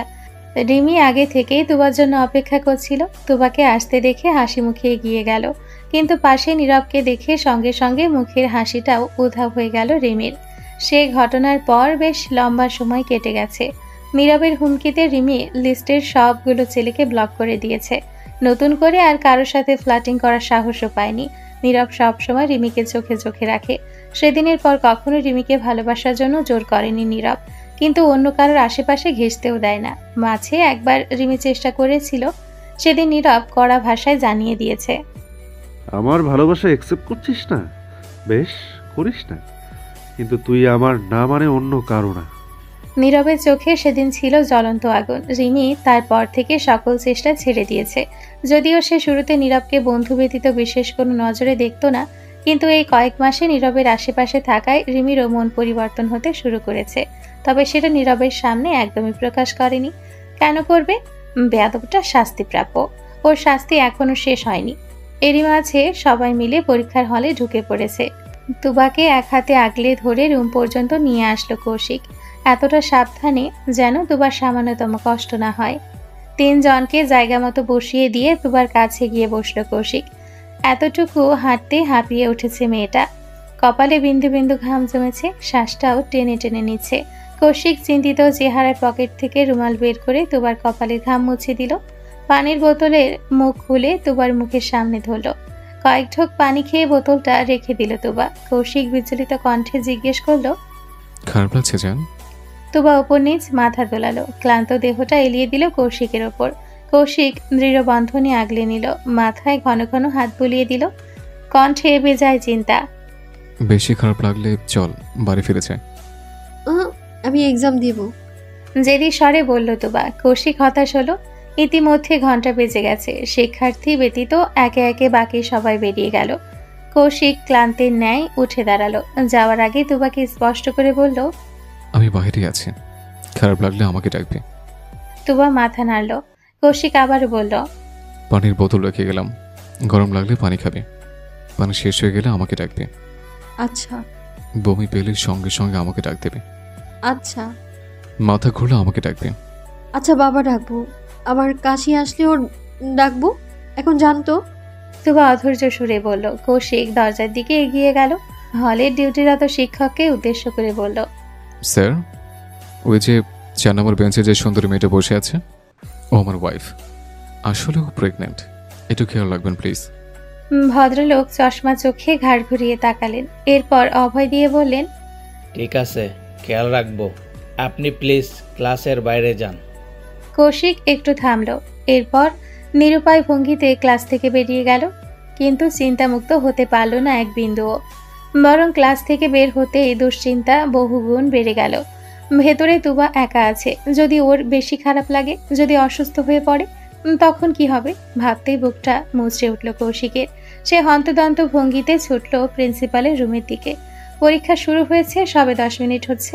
এরই মাঝে কৌশিক ক্লাসের সামনে এসে হাজির, সাথে প্রিন্সিপাল স্যারও এসছেন। দুজনে একসাথে ক্লাসরুমে প্রবেশ করলো। প্রিন্সিপাল স্যার ডিউটিতে থাকা শিক্ষকদের উদ্দেশ্য করে বললেন, ছেলেটা পাগল করে দিচ্ছে আমাকে, ওকে একটা বসার জায়গায় করে দেন প্লিজ। আমি অনুমতি দিচ্ছি, কৌশিক আমার বোনের ছেলে। ক্লাস টিচারেরা আর দ্বিমত করার সুযোগ পেলেন না। 4 জন টিচারের মধ্যে থেকে একজন একদম শেষের একটা বেঞ্চ দেখিয়ে বললেন, আপনি এটাতে বসতে পারেন, কিন্তু মনে রাখবেন স্টুডেন্টদের যেন সমস্যা না হয়। কৌশিক প্রশস্ত হাসল। ধপ করে গিয়ে পেছনের বেঞ্চে বসে পড়ল। মনের খুঁতখুঁতানি এবার অনেকটা কমেছে। ঘড়িতে টিকটিক শব্দের সময় পার হচ্ছে। ক্লাসে উপস্থিত সকল শিক্ষার্থী যার যার মতো লেখায় ব্যস্ত। পুরো ক্লাসরুম জুড়ে কলমের খসখস আওয়াজ ব্যতীত আর কোনো শব্দ নেই। ইতিমধ্যে পরীক্ষার 1 ঘন্টা পেরিয়ে গেছে। এই 1 ঘন্টায় কৌশিক 4 বার উঠে এসে তুবাকে পানি খাইয়ে দিয়ে গেছে। 2 বার চোখে মুখে পানি ছিটা দিয়ে গেছে। বারে বারে উঠে এসে জিজ্ঞেস করছে খারাপ লাগছে কিনা। শেষে বিরক্ত হয়ে ক্লাস টিচার তুবাকে উঠিয়ে পেছনে পাঠিয়ে দিয়েছে। এবার দুজন পাশাপাশি। তুবা বেঞ্চের এক কোণে বসে লিখছে, আর কৌশিক একই বেঞ্চের অপর প্রান্তে। একজন শিক্ষক অনবরত ওদের আগে পিছে পুলিশের মতো টহল দিচ্ছে। তুবা হতাশ হলো, নিজের হাতে কপাল চাপড়ালো। মানুষ বউকে ভালোবাসে, তাই বলে এত? এই পাগলামির জন্য বাড়ি গিয়ে কৌশিক নিশ্চিত জামাল সাহেবের বকা খাবে। প্রিন্সিপাল স্যার অবশ্যই এতক্ষণে জামাল সাহেবকে ফোন করে জানিয়ে দিয়েছেন তার ছেলের কাণ্ড কারখানা। বাড়ি ফিরে আরও একবার তর্ক বিতর্ক হবে বাপ ছেলের মধ্যে। ভাবতেই বুকটা ভার হয়ে এলো দুবার। বেচারির পরীক্ষা দিয়েও শান্তি নেই। কৌশিকের এই অতি ভক্তি মেয়েটার রেজাল্টের নাম্বার চুরি করেই ছাড়বে। পরীক্ষা শেষ হতে হতে দুপুর পেরিয়ে গেছে। পরীক্ষা চলাকালীন পুরোটা সময় কৌশিক দুবার পাশে ছায়ার মতো লেগেছিল। নিশ্চিত হতে একটু পরপরই জিজ্ঞেস করেছে, জান খারাপ লাগছে? তুবা শুধু মুচকি হেসে মাথা নেড়েছে। হলে ডিউটিরত শিক্ষকেরা শুরুতে বিরক্ত বোধ করলেও কৌশিকের যত্ন দেখে একসময় মুগ্ধ হয়েছে তারা। একটা পুরুষের ভালোবাসা ঠিক কতটা তীব্র হতে পারে সেটা কৌশিককে দেখে বোঝা যাচ্ছে। তুবা নিঃসন্দেহে একজন ভাগ্যবতী নারী, না হলে কি আর এত যত্নশীল স্বামী পায়। পরীক্ষা শেষে সবাইকে নিয়ে বেরিয়ে পড়ল কৌশিক। রিমিকে নিতে পরীক্ষা কেন্দ্রের বাইরে ওর বাবা দাঁড়িয়েছিল। কৌশিক রিমিকে ওর বাবার হাতে তুলে দিয়ে নীরব আর তুবাকে নিয়ে বাড়ির পথে রওনা হলো। ড্রাইভিং সিটে কৌশিক বসে তুবাকে নিজের পাশে বসিয়েছে। নীরব পেছনে বসেছে। তুবা সিটের সাথে মাথা হেলিয়ে বাইরে তাকিয়ে আছে। চলন্ত গাড়ির ভেতর থেকে বাইরের দৃশ্য চলতে দেখা যাচ্ছে। তুবা মনোযোগ দিয়ে দোকানগুলোর দিকে চাইল। রাস্তার বিপরীতে একটা দোকানে কিছু পুতুল ঝোলানো রয়েছে। তুবা আগ্রহ নিয়ে তাকালো। ঠিক সেই মুহূর্তে গাড়িটা সাবধানে ব্রেক কষল কৌশিক। আচমকা গাড়ি থেমে যাওয়ায় তুবা বাইরে থেকে নজর সরিয়ে কৌশিকের দিকে তাকালো। সঙ্গে সঙ্গে ধমকে উঠল কৌশিক, এক থাপ্পড়ে সবগুলো দাঁত ফেলে দেব। কিছু পছন্দ হলে আমাকে বলিস না কেন বেয়াদব? তুবা বাচ্চাদের মতো করে ঠোঁট ফোলালো, মিনমিন করে বলল, আমার ওই সাদা রঙের টেডি বিয়ারটা চাই, বিড়াল বিড়াল। বলতে বলতে হাতের ইশারায় দোকানটা দেখিয়ে দিল। কৌশিক এক নজর দেখলো শুধু, পরপরই গাড়ি থেকে নেমে দাঁড়ালো, লম্বা লম্বা কদম ফেলে দৌড়ে চলে গেল দোকানের ভেতর। মিনিট দুয়েকের পরেই ধবধবে সাদা রঙের টেডি বিয়ার নিয়ে ফিরে এলো কৌশিক। এটা একটা বিড়ালের পুতুল, দেখতে একদম জীবিত সাদা বিড়ালের মতো। কৌশিক গাড়িতে বসতে বসতে পুতুলটা তুবার দিকে এগিয়ে দিল। তুবা খপ করে নিয়ে বাচ্চার মতো আগলে ধরলো।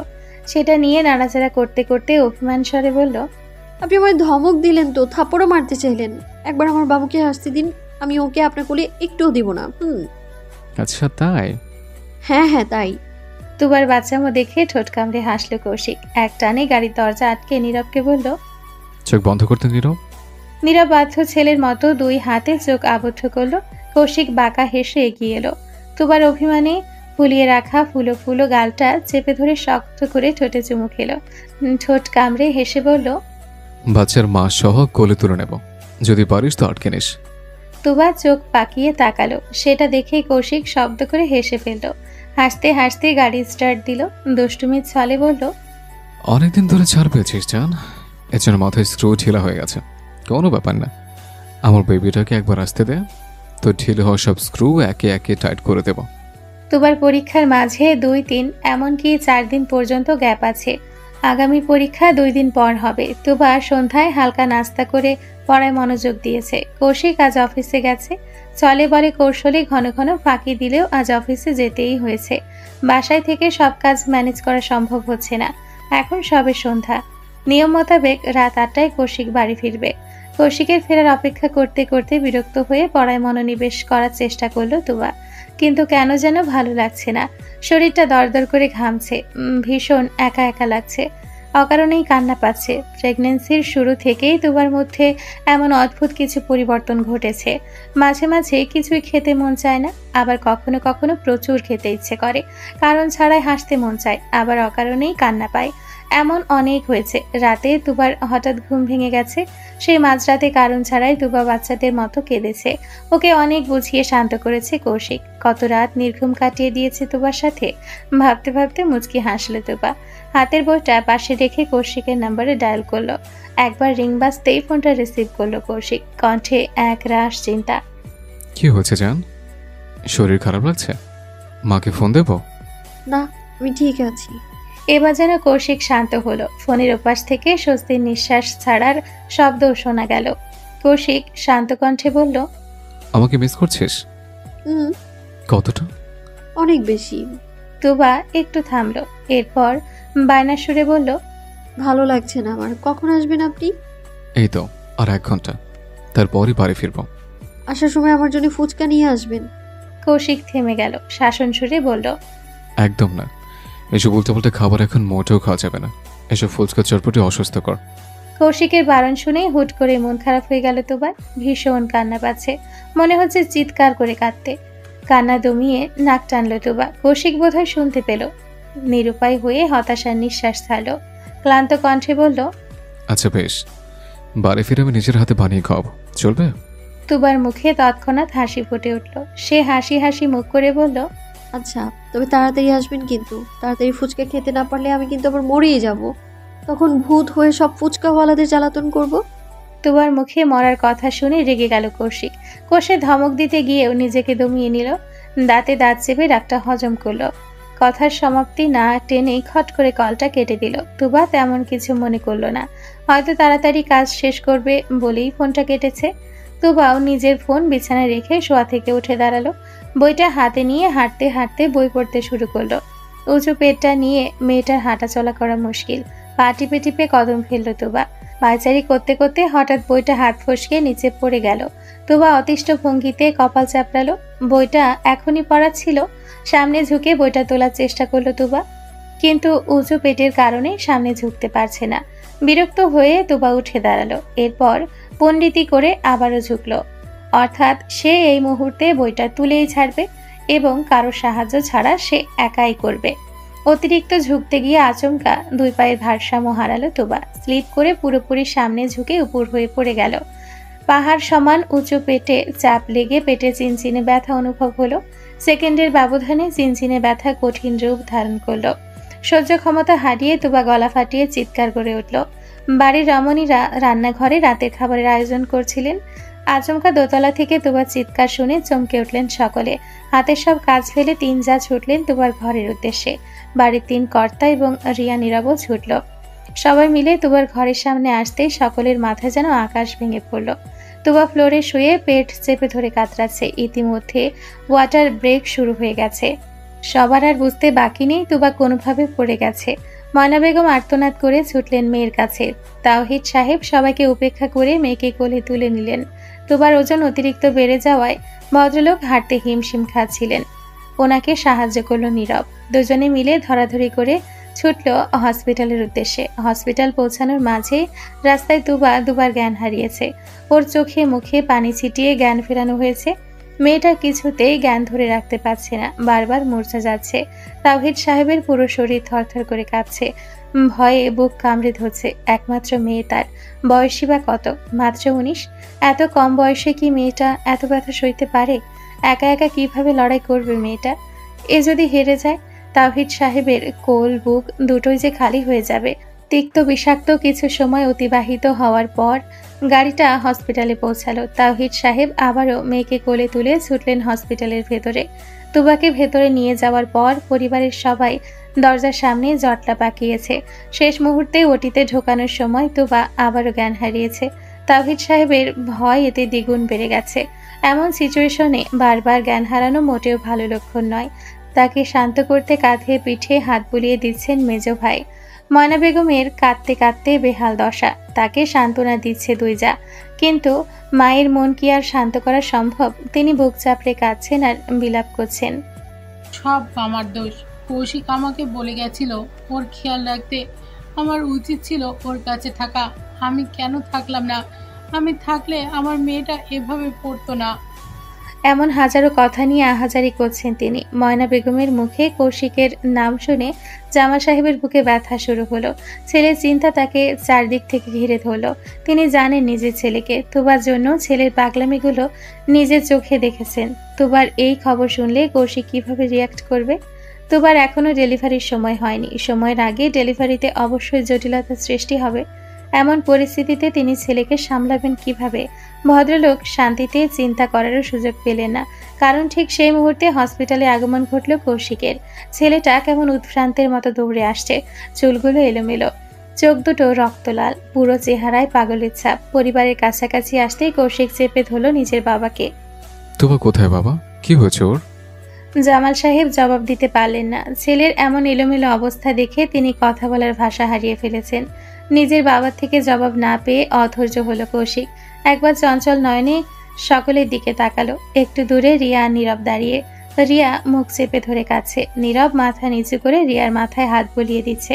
কৌশিক নীরবের কাছে ছুটল, এক হাতে নীরবের বাহু ধরে ঝাঁকিয়ে বলল, অর্ধেক কথা বলে ফোন কেন বন্ধ রেখেছিস বেয়াদব? তুবাকে হসপিটালে কেন আনা হয়েছে? ওর ডেলিভারির ডেট তো সামনের মাসে। তাহলে তুবা কিভাবে যেন ফ্লোরে পড়ে গিয়েছিল ভাইয়া, এরপর লেবার পেইন শুরু হয়ে গেছে। কৌশিকের বুকে যেন কেউ বিষাক্ত ছুরি বিধিয়ে দিল। অদৃশ্য কোনো হাত গলা চেপে ধরল। শ্বাস আটকে মরার কায়দা ছেলেটার। গলা কাটা মুরগির মতো ছটফট করে উঠল। জোরে জোরে শ্বাস টানতে টানতে ধপ করে নিচে বসে পড়ল। চেহারা কেমন যেন পাথর অনুভূতি শূন্য লাগছে। জামাল সাহেব আটকে উঠলেন, ছেলের পাশে হাঁটু মুড়ে বসলেন। ছেলের পিঠে হাত বুলিয়ে ভাঙা কণ্ঠে বললেন, হাব্বা রে, ও আব্বা। কৌশিক, শান্ত হ আব্বা। তোমার কিচ্ছু হবে না, দুজনের কারোর কিচ্ছু হবে না। এরা ঠিক সুস্থ হয়ে ফিরবে। কৌশিক রক্তলাল চোখে জামাল সাহেবের দিকে তাকালো। পুরুষত্বের সবচেয়ে বড় বৈশিষ্ট্য হলো সব পরিস্থিতিতে শক্ত থাকা। আজ সেই বৈশিষ্ট্য হারিয়ে বসলো কৌশিক। জামাল সাহেবকে জড়িয়ে ধরে হু হু করে কেঁদে ফেলল। ভিজিয়ে দিল বাবার পাঞ্জাবির কাঁধ। ঠিক এমন সময় আগুনে ঘি ঢালতে সেখানে উপস্থিত হলেন একজন ডক্টর। তিনি পাষাণের মতো জানালেন, পেশেন্টের এমন অবস্থা খুব বেশি ভালো না। আমরা হয়তো মা অথবা বেবির মধ্যে যে কোনো একজনকে বাঁচাতে পারবো।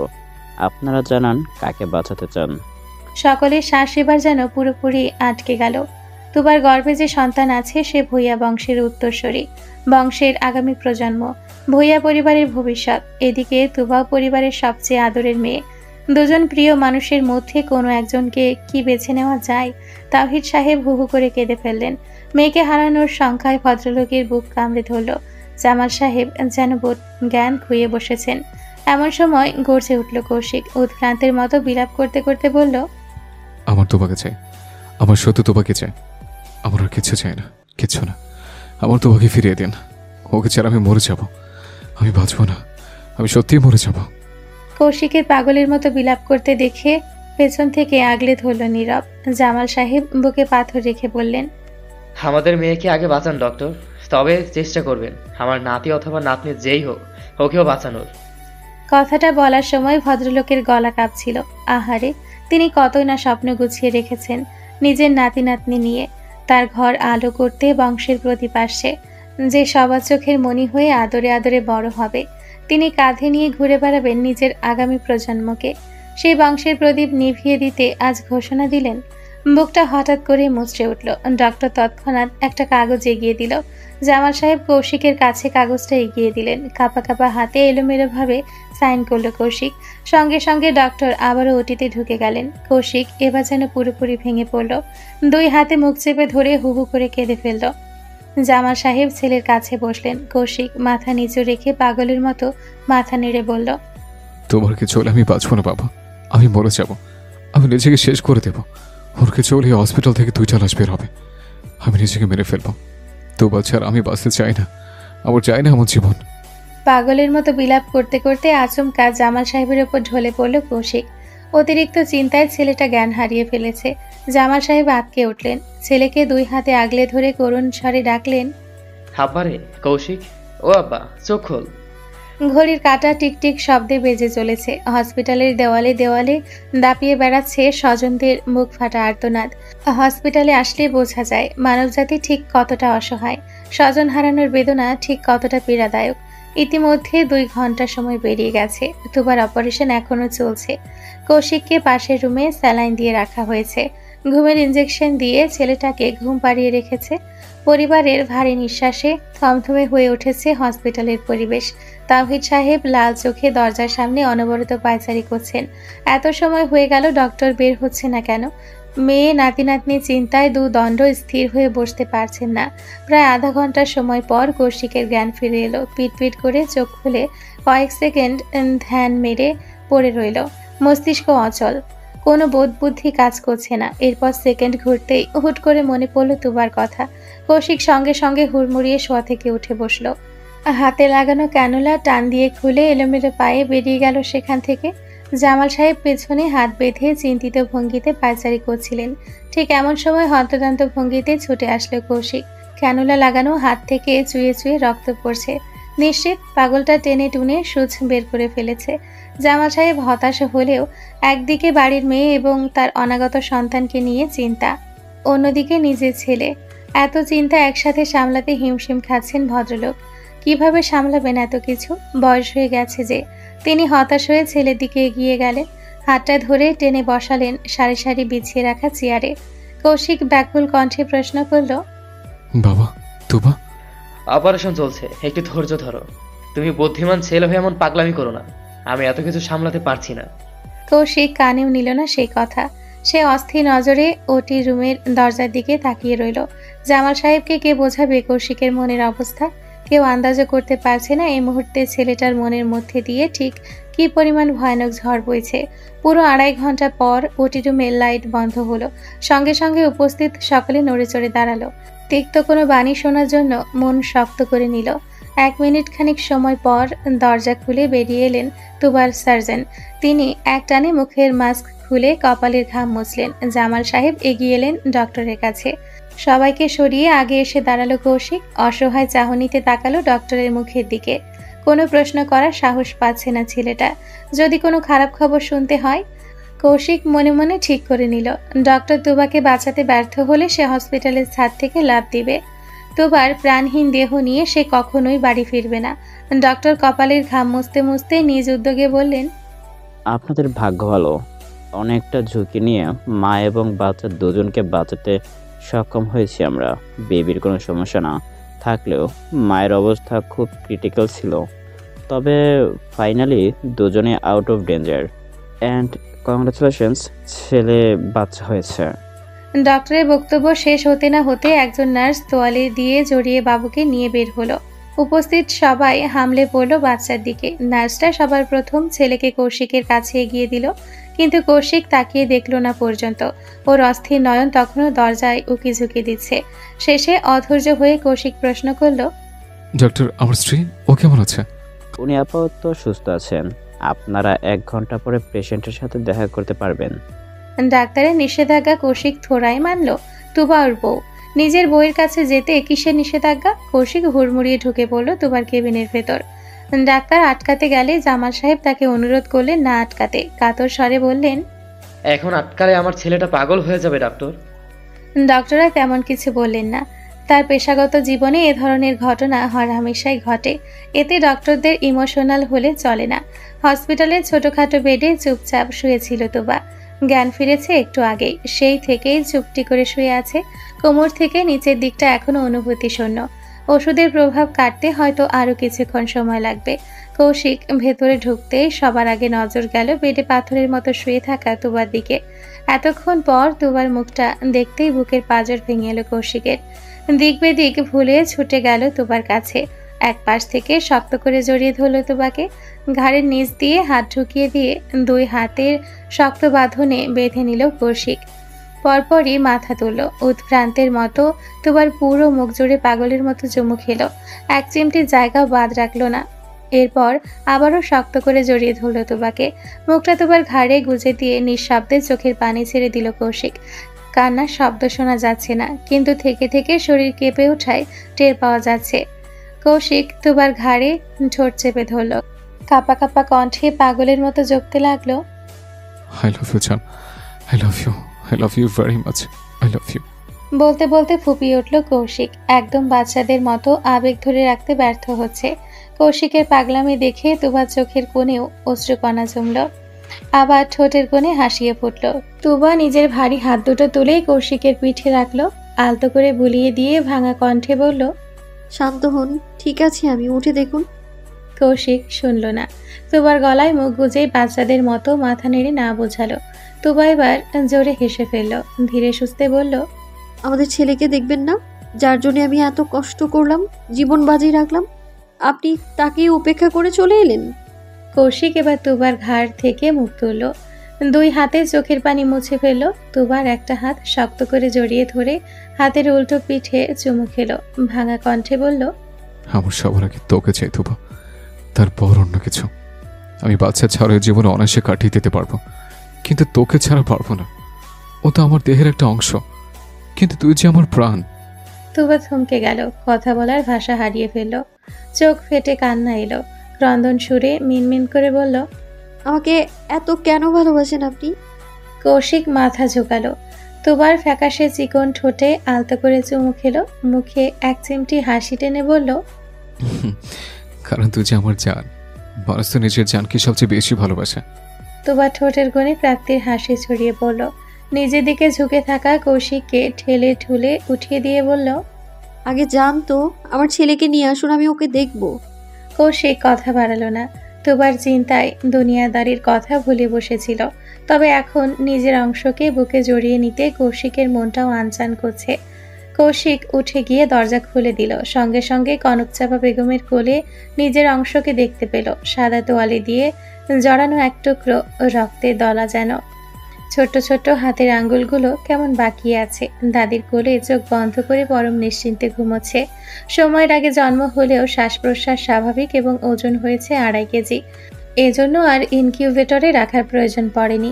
কৌশিক নিজের মায়ের দিকে 2 হাত বাড়িয়ে দিল। ছেলের ইশারা বুঝতে পেরে নাতিকে ওর কোলে তুলে দিলেন কনকচাপা বেগম। কৌশিক 2 হাতে আগলে নিল নিজের সন্তানকে। প্রথমবার সন্তানের মুখ দেখে কৌশিকের বুকের ভেতর কেঁপে উঠল। পা দুটো টলে উঠল। চোখ দুটো ছলছল করে উঠল। এই মুহূর্তে কৌশিকের কোলে আছে ওর অংশ, ওর ভবিষ্যৎ, ওর অসম্পূর্ণ জীবনের পূর্ণতা। প্রথম বাবা হওয়ার অনুভূতি কৌশিককে পাগল করে দিচ্ছে। শির দ্বারা দিয়ে শীতল হাওয়া বইছে। চারিদিকে যেন রঙিন প্রজাপতি ডানা মেলে খুশি ছড়িয়ে দিচ্ছে। এত সুখ কৌশিক আগে কখনো অনুভব করেনি। ছেলেকে বুকে জড়িয়ে তুবার কাছে নিয়ে গেল কৌশিক। অর্ধ অবশ দেহ নিয়ে তুবা ছেলের জন্যই অপেক্ষা করছিল। চাতক পাখির মতো দুই নয়ন কাতর হয়ে আছে। কৌশিক ছেলেকে নিয়ে এসে তুবার পাশে শুয়ে দিল। হাসি কান্না মিশিয়ে বলল, চান দেখ, এই তো আমারই ফটোকপি। বলতে বলতে হেসে ফেলল কৌশিক। ঝুঁকে ঘুমন্ত ছেলের কপালে আলতো করে চুমু খেলো। তুবার ঠোঁটে বিজয়ের হাসি।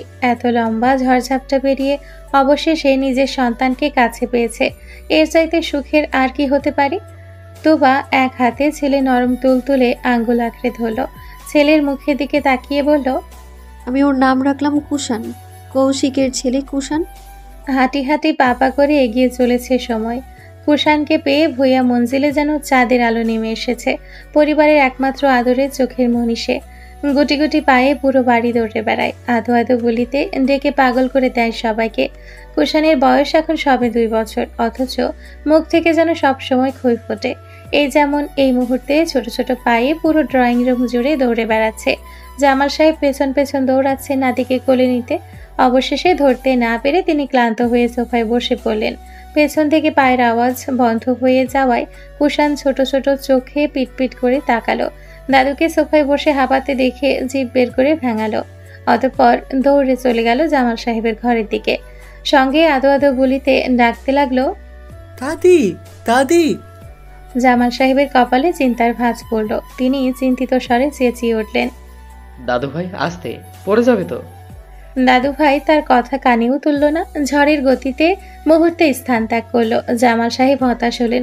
সোফায় গায়ে এলিয়ে দিয়ে বিড়বিড় করলেন, বাপের মতোই বিচ্ছু হয়েছে। বিছানা জুড়ে একগাদা জামা কাপড় ছড়িয়ে রেখেছে তুবা। ঠোঁট উল্টে সবগুলো জামা এদিক সেদিক করে দেখছে। সামনে নীরব আর রিমির বিয়ে। বহু ঝামেলার পর শেষমেশ দুই পরিবার রাজি হয়েছে ওদের বিয়ে দিতে। তাহলে আগে থেকে সবকিছু রেডি করে রাখতে হবে তো। কিন্তু তুবার কাছে বর্তমানে যে জামাগুলো আছে সেগুলো ওর একদম পছন্দ হচ্ছে না।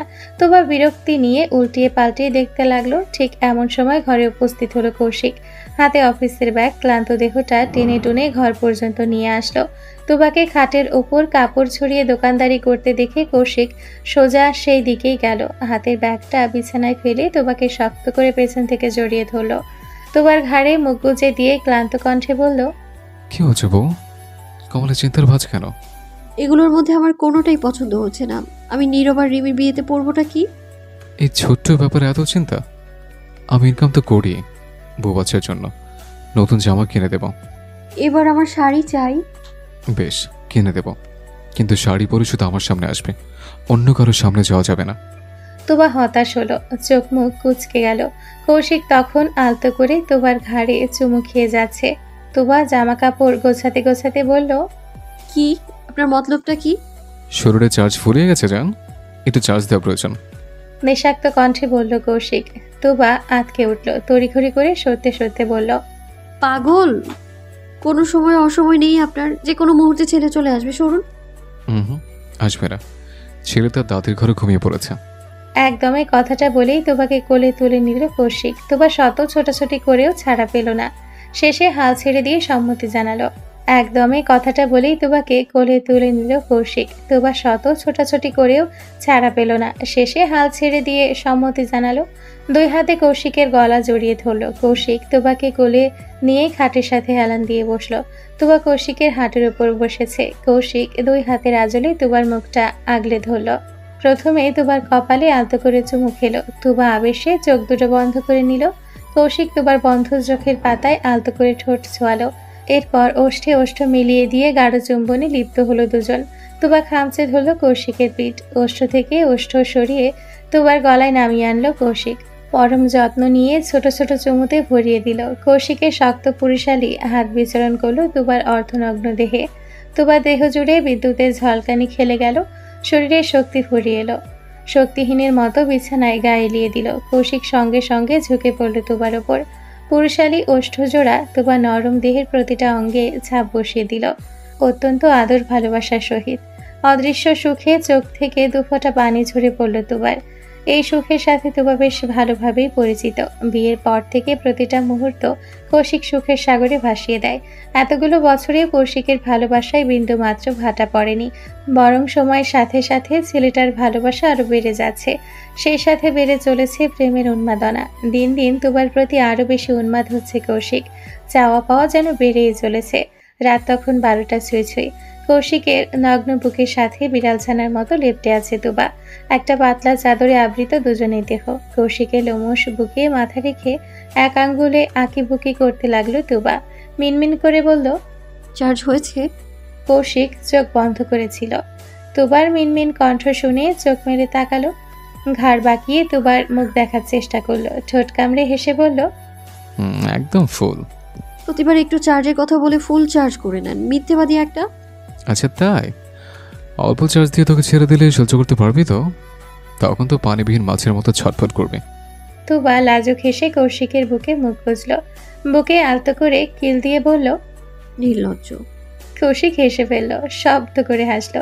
হাসতে হাসতেই জবাব দিল, শোন, লজ্জা, শরম, ভয়, এই তিনটা জিনিস বউয়ের সামনে পেতে নেই। বউয়ের সামনে লজ্জা থাকলে ফুটবল টিম কিভাবে বানাবো? তুবা আরো বেশি হাঁসফাঁস করে উঠল। হুট করেই উল্টো ঘুরে চাদর দিয়ে মুখ ঢাকলো। বেচারির গাল দুটো লাল হয়ে গেছে, কান দিয়ে গরম ধোয়া বের হচ্ছে। একদিকে শান্তি, অন্যদিকে অস্বস্তি। এ কি ভয়ানক যন্ত্রণা! অবশেষে হাঁটি হাঁটি পা পা করে নীরব আর রিমির বিয়ের দিন চলেই এলো। এর 4 মাস পর রিয়ার বিয়ে হবে। লন্ডন প্রবাসীর সাথে বিয়ে ঠিক হয়েছে রিয়ার। 4 মাস পর ছেলে দেশে আসলে রিয়াকেও ঢাকঢোল পিটিয়ে বিদায় দেওয়া হবে। বাড়ির ছেলের বিয়ে উপলক্ষে ভূয়া মঞ্জিল আরও একবার সাজ রবে মেতে উঠল। পুরো বাড়ি জুড়ে ছড়িয়ে পড়ল কাছের দূরের আত্মীয় স্বজনের মেলা। ছোট ছোট বাচ্চাদের হই হুল্লোড়ে নতুন করে প্রাণ ফিরে পেল বাড়িটা। বাড়ির কর্তারা এবং গিন্নিরা সকাল থেকে কাজে ব্যস্ত। একটু পরেই গাড়ি ভর্তি বরযাত্রী রওনা হবে বউ আনার জন্য। তার আগে বাড়ির সব কাজ সেরে ফেলতে হবে। তো কৌশিক বাগান সাইডে স্টেজ সাজাতে ব্যস্ত। আগামীকাল বৌভাতের অনুষ্ঠানে বরকনেকে এখানেই বসানো হবে, তাই যত দ্রুত সম্ভব ভাই বোনেরা মিলে ঝটপট স্টেজের কাজ শেষ করছে। ঠিক এমন সময় গুটি গুটি পায়ে ছুটে সেখানে এলো কুষাণ। স্বাস্থ্যবান ফোলা ফোলা গাল দুটো দৌড়াদৌড়ির ফলে লাল হয়ে গেছে। সে দৌড়ে এসে সোজা কৌশিকের পা জড়িয়ে ধরল। পায়ের কাছে তুলোর মতো নরম কিছু অনুভব হওয়ায় কৌশিক নিচে তাকালো। সঙ্গে সঙ্গে চোখাচোখি হলো দুই বাপ ছেলের। কুষাণ ছোট ছোট চোখে পিটপিট করে তাকিয়ে আছে। বাবার নজর নিজের দিকে পড়তেই গাল ছড়িয়ে হাসলো। হাসির সাথে ইঁদুরের মতো ছোট ছোট দাঁতগুলো ফুটে উঠল। ছোট্ট ছোট্ট হাত দুটো মেলে দিয়ে আধো আধো স্বরে বলল, পাপ্পা কোলে। কৌশিক এক টানে ছেলেকে কোলে তুলে নিল। কুষাণের ফোলা ফোলা গালে শক্ত করে চুমু খেল। কৌশিকের খোঁচা খোঁচা দাড়ির ঘষা লাগায় নাক মুখ কুচকে ফেলল কুষাণ। ছোট্ট হাতটা গালে রেখে চেঁচিয়ে উঠল, উফ পাপ্পা। কৌশিক ফিক করে হেসে দিল। ছেলের নাক টেনে ধরল। কুষাণ আবার রেগে গেল। ততক্ষণে রিয়া, মৌমিতা, নীরব নিজেদের কাজ ফেলে ছুটে এসছে। এসে যার যার মতো কুষাণের গাল টানতে শুরু করেছে। কুষাণ অধৈর্য হয়ে মোচড়ামুচড়ি শুরু করলো। ট্যাংরা মাছের মতো লাফাতে লাফাতে কোল থেকে নেমে গেল।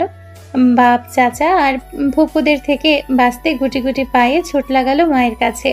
শোনা গেল কুষাণের বাচ্চা কণ্ঠের আদো আদো বলি, মাম্মা, পাপা, বেটা মাম্মা।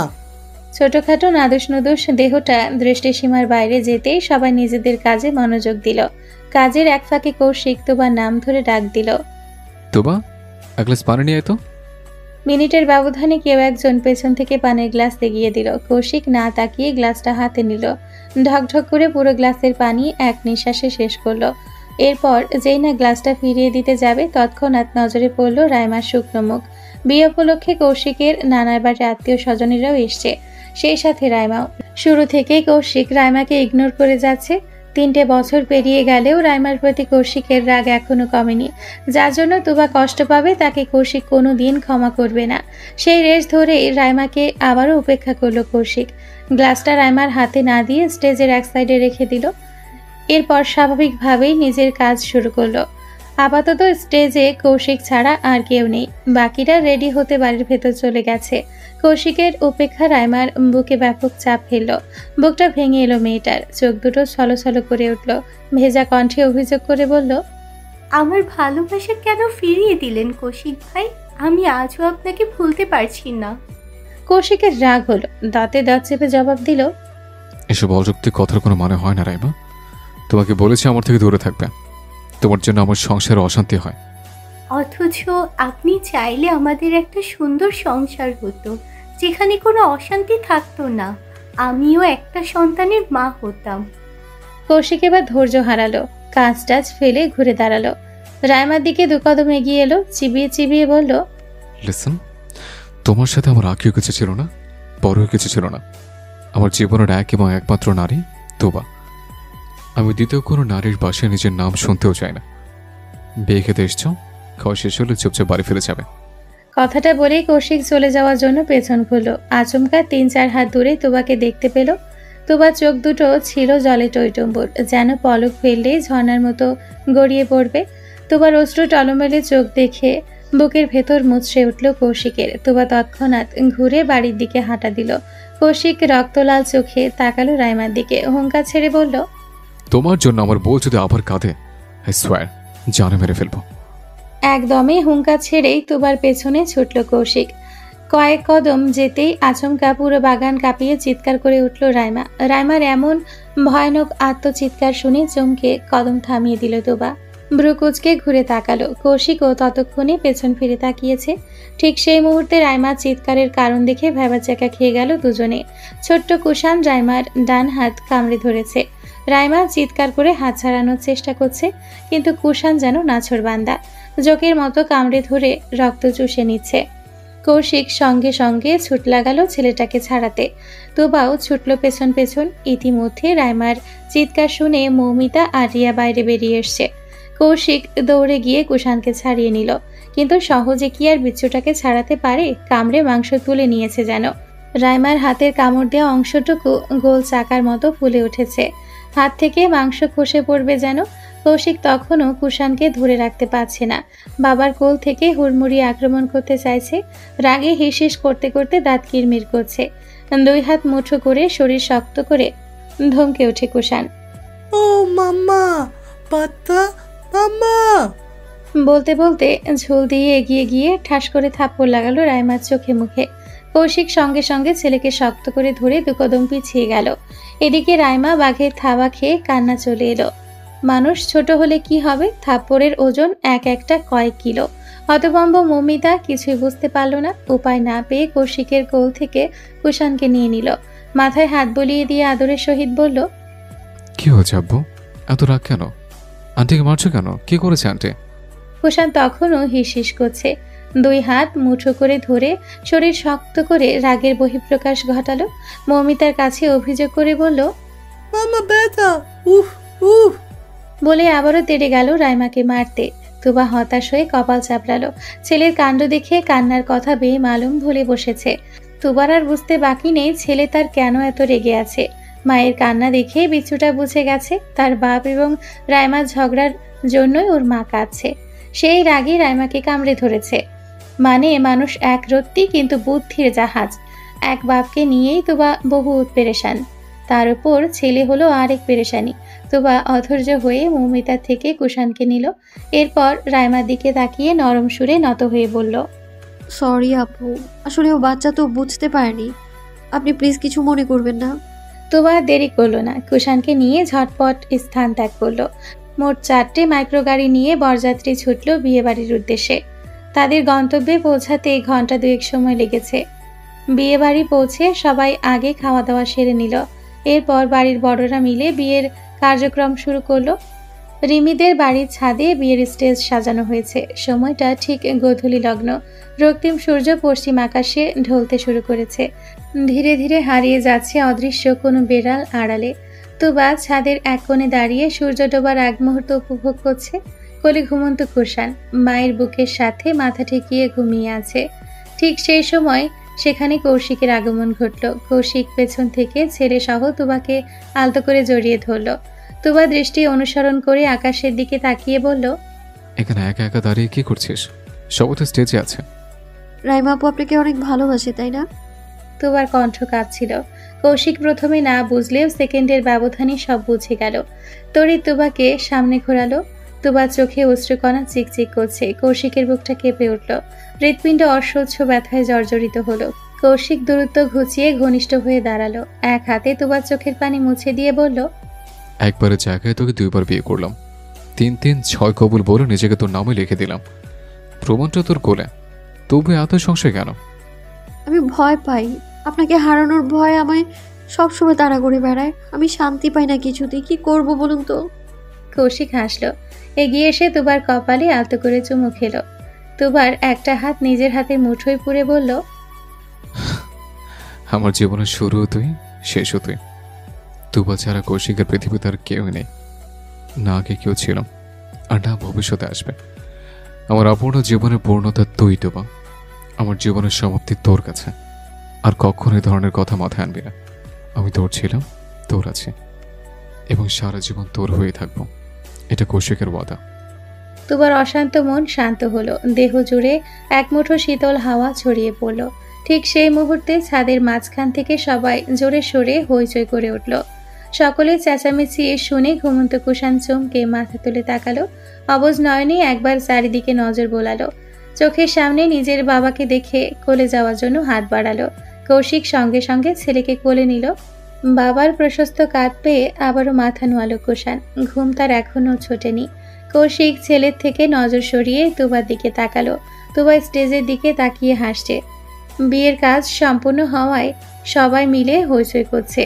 ভাই বোনদের হইচই দেখে তুবার হাসি আরো চড়া হলো। সেই হাসি হাসি মুখের দিকে নির্বিশেষ তাকিয়ে রইল কৌশিক। বুকের ভেতর অদৃশ্য প্রশান্তি ছড়িয়ে পড়ল। তুবা সেই মেয়ে যাকে দেখে জীবনের প্রথম কৌশিকের মনে বসন্তের রং লেগেছিল। কৌশিকের জীবনের প্রথম নারী তুবা, যার প্রতি সে গভীর ভালোবাসা অনুভব করেছে। তুবাই একমাত্র নারী যে কৌশিকের দেহে প্রথম শিহরণ জাগিয়েছে। নিজের থেকে 8 বছরের বড় ছেলেটার মনে রাজত্ব করার ক্ষমতা চুরি করেছে। আজ সেই তুবা কৌশিকের স্ত্রী, সন্তানের মা, তার জীবনের পূর্ণতা। কৌশিকের কোলে নিজের সন্তান, তারই একটা অংশ, ওদের আগামী দিনের ভবিষ্যৎ। এমনই কোনো এক সন্ধ্যায় নিষিদ্ধ প্রণয়ে জড়িয়েছিল দুজন। আজ সেই নিষিদ্ধ প্রণয় সুন্দর একটা সম্পর্কে রূপ নিয়েছে। স্বামী স্ত্রীর মধুর সম্পর্ক। কৌশিক মুগ্ধ চোখে নির্বিশেষ তাকিয়ে রইল তুবার দিকে। এই দেখার কোনো শেষ নেই, এই ভালো লাগার কোনো সমাপ্তি নেই, এই প্রেমের কোনো বিনাশ নেই।